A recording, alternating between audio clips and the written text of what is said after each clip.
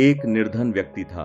वह नित्य भगवान विष्णु और लक्ष्मी जी की पूजा करता था। एक बार दीपावली के दिन भगवती लक्ष्मी की श्रद्धा भक्ति से पूजा अर्चना की। कहते हैं उसकी आराधना से लक्ष्मी प्रसन्न हुई।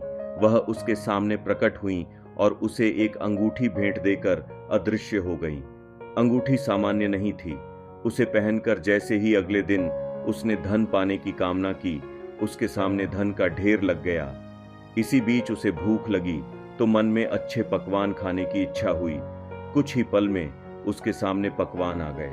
अंगूठी का चमत्कार मालूम पड़ते ही उसने अपने लिए आलीशान बंगला, नौकर चाकर आदि तमाम सुविधाएं प्राप्त कर लीं। वह भगवती लक्ष्मी की कृपा से प्राप्त उस अंगूठी के कारण सुख से रहने लगा। अब उसे किसी प्रकार का कोई दुख, कष्ट या चिंता नहीं थी। नगर में उसका बहुत नाम हो गया। एक दिन उस नगर में जोरदार तूफान के साथ बारिश होने लगी। कई निर्धन लोगों के मकानों के छप्पर उड़ गए। लोग इधर उधर भागने लगे। एक वृद्ध स्त्री उसके बंगले में आ गई। उसे देख वह व्यक्ति गरज कर बोला, कहाँ चली आ रही है? वृद्ध स्त्री ने कहा, कुछ देर के लिए तुम्हारे यहाँ रहना चाहती हूँ। लेकिन उसने उसे बुरी तरह डांट डपट दिया। उस वृद्ध स्त्री ने कहा, मेरा कोई आसरा नहीं है। इतनी तेज बारिश में कहाँ जाऊंगी? थोड़ी देर की ही तो बात है। लेकिन उसकी किसी भी बात का असर उस व्यक्ति पर नहीं पड़ा।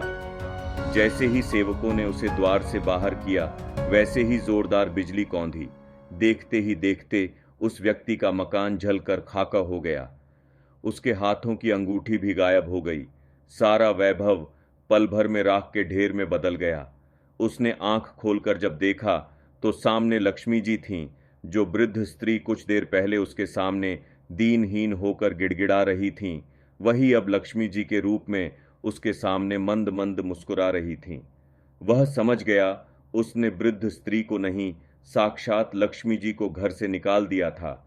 वह भगवती के चरणों में गिर पड़ा। देवी बोली, तुम इस योग्य नहीं हो। जहां निर्धनों का सम्मान नहीं होता, मैं वहां निवास नहीं कर सकती। यह कहकर लक्ष्मी जी उसकी आंखों से ओझल हो गईं। इसलिए सभी को एक सीख लेनी चाहिए, घर हो या बाहर। सभी बड़े बुजुर्गों का सम्मान करना चाहिए, और जहां सम्मान होगा वही लक्ष्मी जी का वास होगा।